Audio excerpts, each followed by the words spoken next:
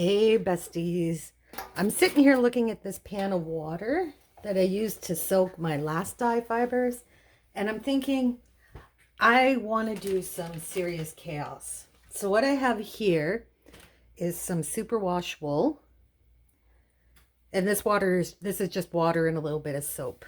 So I'm going to fill this with some superwash merino, and we are going to do speckles. Oh! Usually when I try to do speckles, they just end up as splotches and then they all run together and make mud. So we're going to attempt to do this without making mud. I don't know if that's even possible, but we're going to try it. So what I'm thinking is we take a little bit of citric acid and we put a little, like a sprinkle of some color in it, and then sprinkle it on top and see what happens. I'm not sure what'll happen, but I'm thinking if the citric acid is with the dye specks and we're using superwash, which sucks up the color really fast, I'm thinking we might be able to get speckles that stay speckles. I could be wrong. I don't know. That's why we're going to try it. Exercises in chaos. You get an idea and you just give it a go. May not work, but who the heck cares, right? We're just trying things. And sheep are always growing more wool. So if it doesn't work out, then we just get more roving and we try something else. It's not like it's a crisis if it doesn't work out. It'll be fine. Trust me, it's fine. Okay. Now, I'm going to find something to mix my citric acid and my dyes in and get some dyes. That'd probably be a good idea, eh? I'll be back in a minute. So we're just going to stick with a red, a blue, and a yellow. Oh, I grabbed sunset orange. I meant to grab yellow. There we go, sunshine yellow. So we got a blue, a red, and a yellow. That's what we're going to work with. I'm going to start, should see those ones. Those are for another project. I'm going to start with a little bit of the blue. Now, I just want a teeny tiny little amount.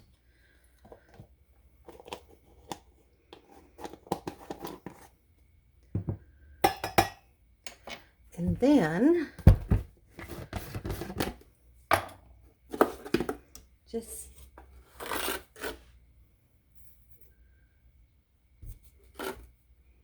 some citric acid and just kind of mix it together so you can see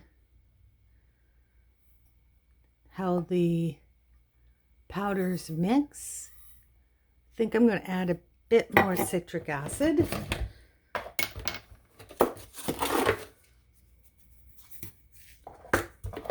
Ooh, we got a storm rolling in here.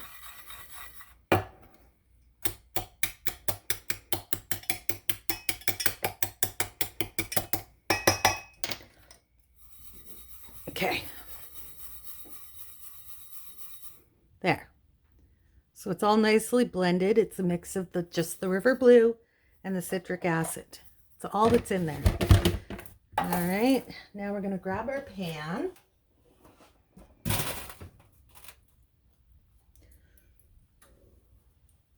Oof, the wind, she's kicking up. And then I'm just going to take my spoon, just take a teeniest bit of this, and then just spread it over.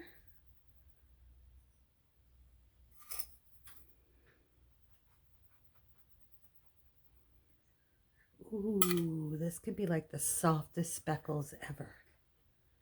Okay, that's the blue. That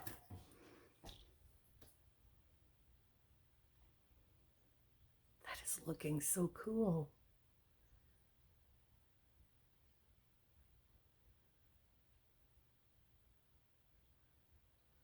I think because the fiber hasn't fully soaked up the water, that it's sitting on the surface more.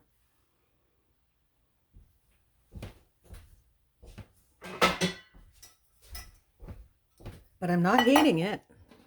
It's kind of cool. All right, I'm going to heat up a little bit more water so we can pour that in there first. All right.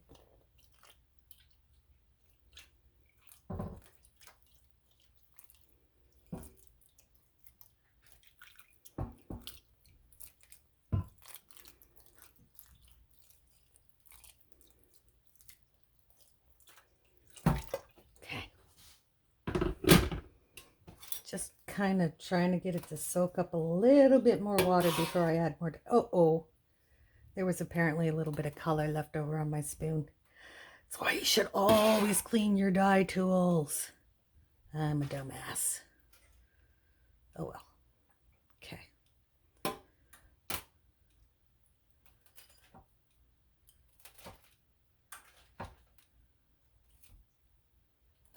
All right, so that was our first attempt. So what I'm seeing is that we need to use less citric acid. I was paranoid about using too much dye, so I used more citric acid, and it looks like we didn't need to do that. So let's do attempt number 2. We're going to go with the ruby red this time.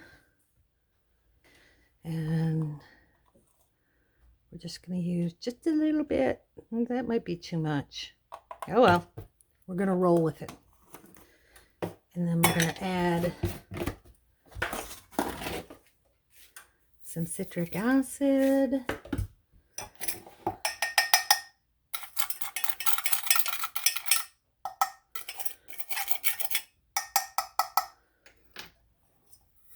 Mix that together. Mixing it is kind of fun because you really just literally swirl it around. All right, let's try it with just that little bit of citric acid. We'll bring our pan back. And we'll grab our spoon. Oh, I just about dumped the whole thing in there. And speckle. Oh, that's a lot more than just a speckle.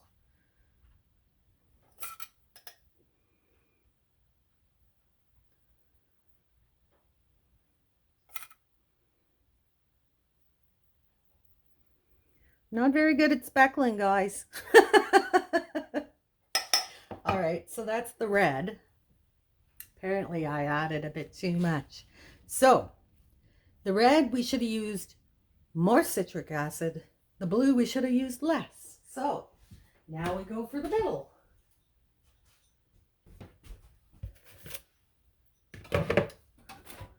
Move that out of the way.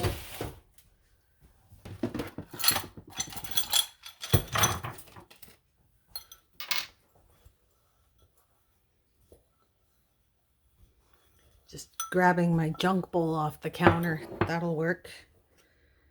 And sunshine yellow. Now this one I'm not worried about using too much with because it's a fairly soft color. All right. And then we add some citric acid. I should probably be measuring how much citric acid and dyes I'm using, but you know me. I just like to wing it.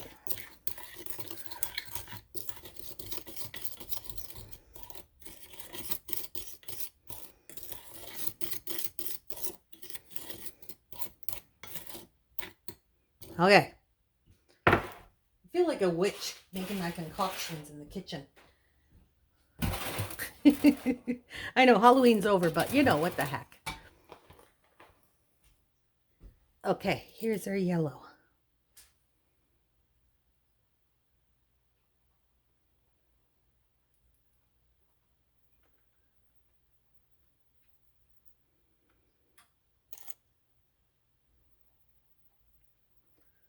It's not speckling very well, but I'm not mad at how it is turning out. Now, I am going to go back in and add some more blue.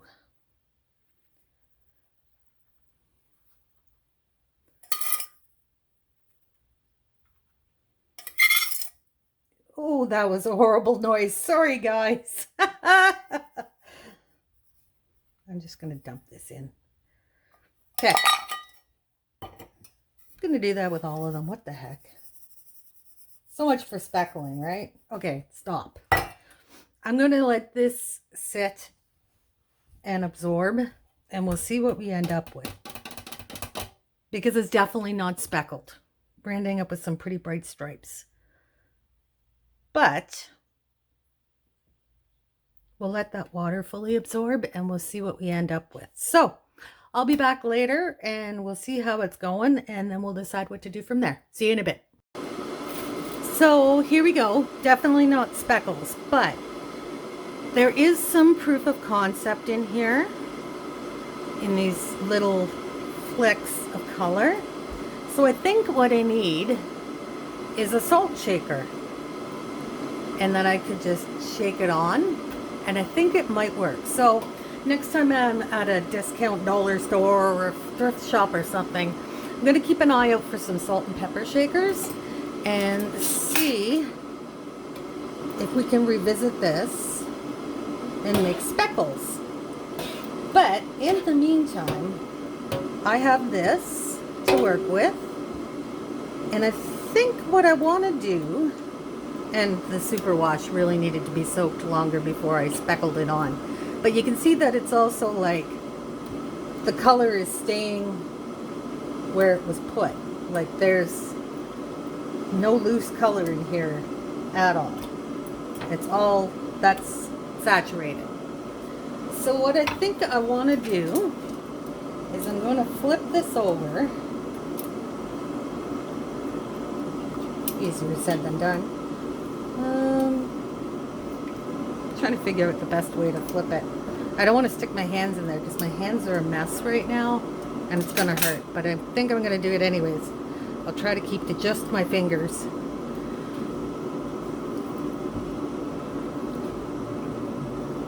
Because I want to kind of keep those colors on the bottom. And what I want to do is overdye the whole thing with a little bit of black. Just a little bit, not a whole lot. And again, I'm going to mix some citric acid in. I'm going to make a liquid dye, and I'm going to mix some citric acid into it and then just pour it over the whole thing and not stir. This will be how it goes. We just dump it on top, and then we'll toss it in the oven and cook it. And I just want to see what will happen if we do wash a black over the whole thing.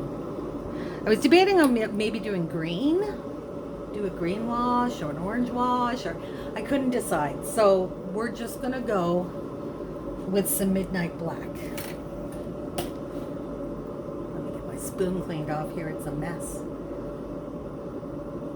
Probably time I ran all my dye equipment through a really hot soapy bath. Get them all cleaned up good.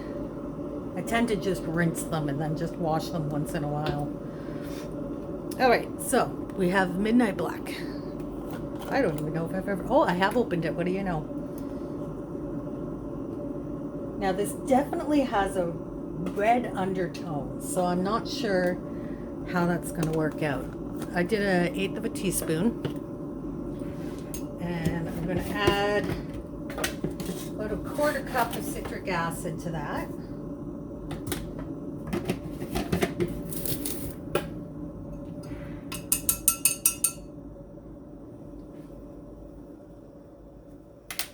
All right, I'm just going to put this aside for a second so we can mix.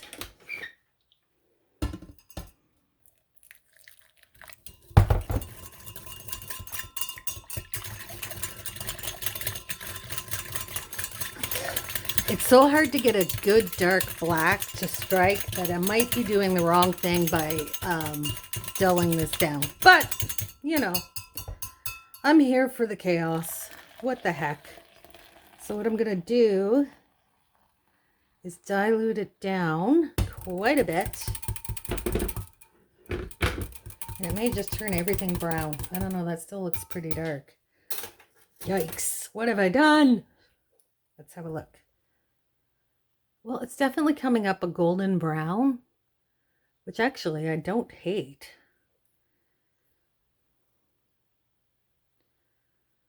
It's nowhere near black, but it is a very pretty golden brown. So I'm going to stick with my plan and I'm dumping it on it. This may turn into a complete shit show, but you know what? I'm not really bothered by that. You never know unless you try, right? Let's find out.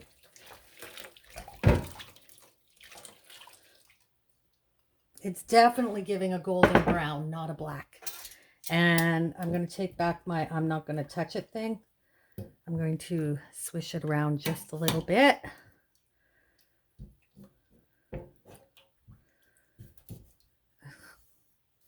That superwash does just cling to that color. It just grabs it and pulls it in. Okay. Give it a good stir. Superwash. I don't have to worry about it felting, but it is going to be a mess when it comes out of here. I'll probably have to comb it again to get it back into usable shape. But hey, what the heck. So, I'm going to throw this in the oven. Probably for about 20 minutes. I'm just feeling the water temperature. Probably about 20 minutes, half an hour. Let it get a good head of steam going. And we'll see what we end up with. Because now I'm really curious. Because you can see that the red's still showing through some of the yellows. And because I turned that down, most of the color will have been grabbed at the surface by the superwash. So once I stirred it, it's a very light color getting everywhere. So I think it's going to be interesting to see how the colors look when we're done. It could be cool. It might not be. We don't know. This is why we try things. All right, I'll be back in a bit. Okay, it's time. Let's see how the mess is doing.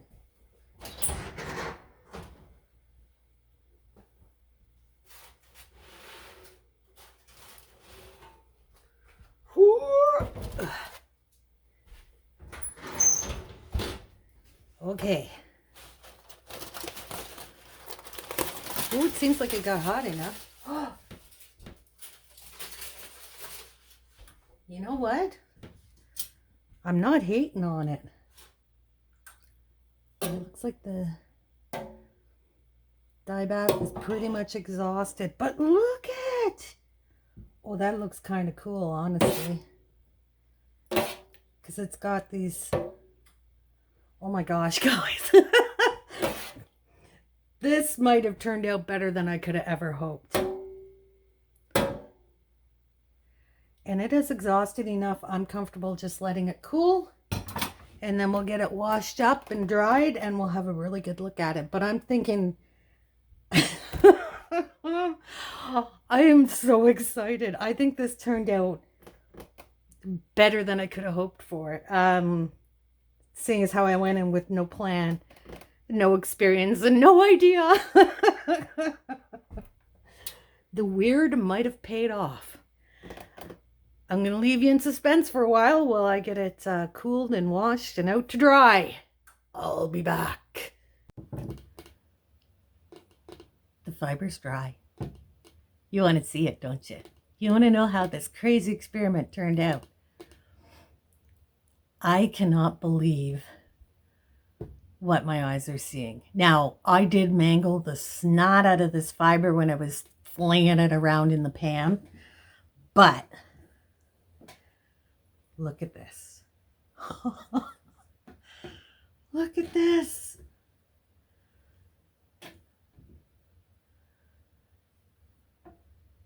Did that not turn out absolutely amazing? Like, I'm stunned by how gorgeous this is. Like, look at it. With those little pops of color, the black really, it didn't take them out. It just sort of merged into it and just, oh, there's a little bit of fiber from something else.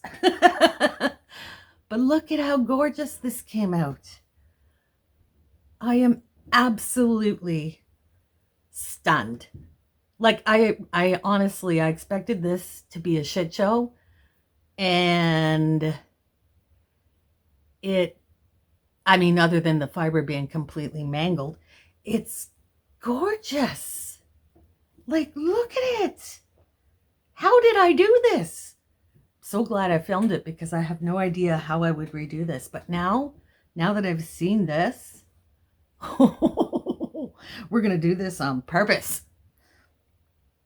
Because it's amazing. I got little fibers everywhere. This is what happens when you do like 18 dye baths in the same day and everything gets all put together. But we are going to spin some of this up because I have to see how those colors are going to look in the finished yarn. I think it's going to be amazing. Oh, and this is so soft because it's superwash, so it's really nice and squishy. Anyways, I'm going to get the wheel set up and we're going to spin some of this up because, like, really, look at it. Just look at it. I know, if you're not here for the weird, why are you even here? I am so excited. This came out more amazing than I could have ever hoped for. And it was totally not what I was going for, but it totally turned out anyways. Let's get spinning.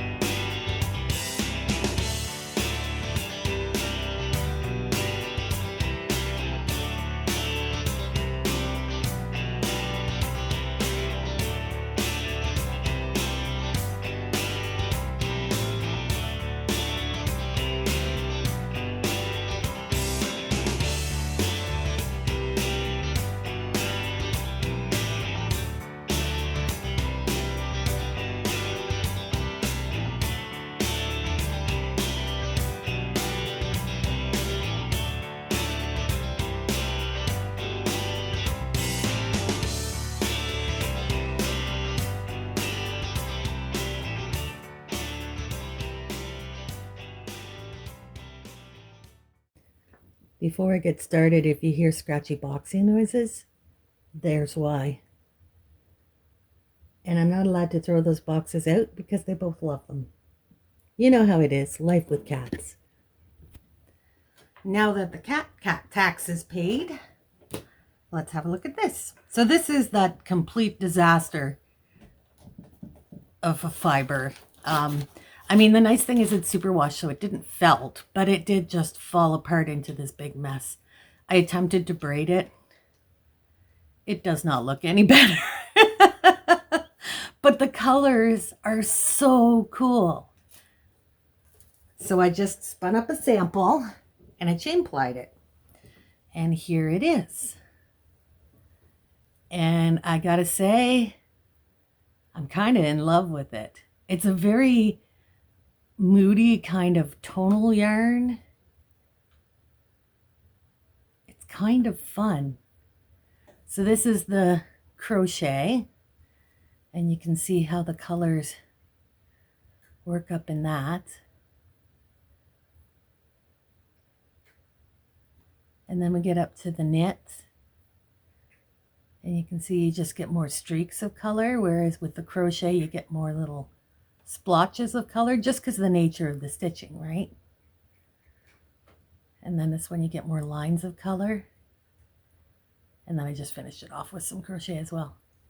But that's what the sample looks like. Now from a distance, you get this sort of patchy marled look. And I gotta say, I actually like the way it looks in crochet better than the way it looks in the knit. That's a me thing, just a preference. I like the pooling of the color rather than the streaks.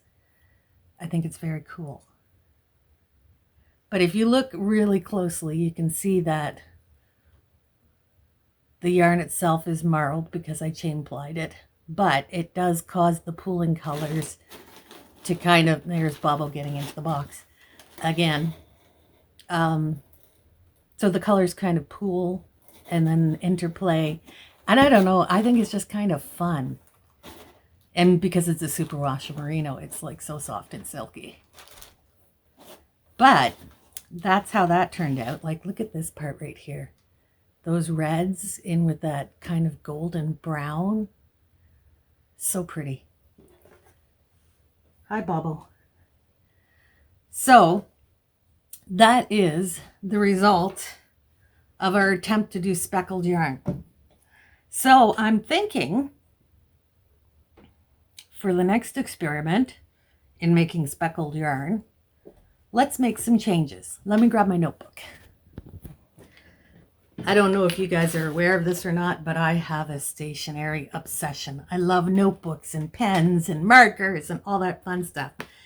And I found this subscription box on YouTube channel, and it's from a company called Archer and Olive, and they're out of the US, but they had a sale and I had to get something. Now the Canadian dollar is in the tank right now, so I can't get their quarterly subscription box. It would be prohibitively expensive, but I was able to get a journal and some gel pens. This is what they look like. And let me tell you, they're fabulous. But I wanted to share this with you because this is what you call an experience in packaging. So this is just the box that holds the journal. Now I have had it out and I've used it, so it's not going to look quite as brilliant as it does when you first get it. But when you slide it open, it's usually wrapped in paper like this, so that when you open the box, you then get to unwrap your journal. But look at this journal. You see that? That iridescence? This is so beautiful. Like, it just mind blown. It is like one of the most gorgeous things I've ever seen. The spine has the iridescence. Isn't that gorgeous? And even the paper edges, the sprayed edges, are that iridescent. And the best part is, it's black paper. But even look at these end pages.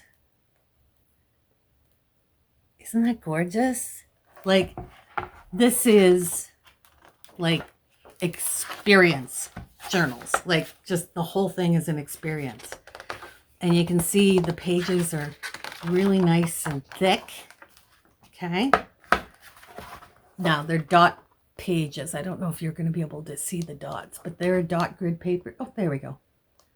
So that you don't have the lines mucking everything up. They have their little bookmark, which is black and silver. And this is their little logo thing. That's an ampersand. Look how pretty. Isn't that gorgeous? And then in the back, they have a little pouch, so you can stash things in there too. And the elastic closure. I spent way too much on this because the dollar is in the tank and the shipping, and I do not regret it. This is probably the most beautiful journal that I have ever owned. And these pens show up fantastic on the black paper. So I'm using this as my YouTube book and I'm making notes, right? So we did do the black, light blue, and fluorescent red. So I'm going to add in the experiment of speckled yarn. Now watch. It kind of looks like it's not very bright, but watch as it dries. It brightens right up. It's freaking amazing. So what I want to try to do is I want to mix the dye and the citric acid with water and then let it dry and then break it up into bigger chunks.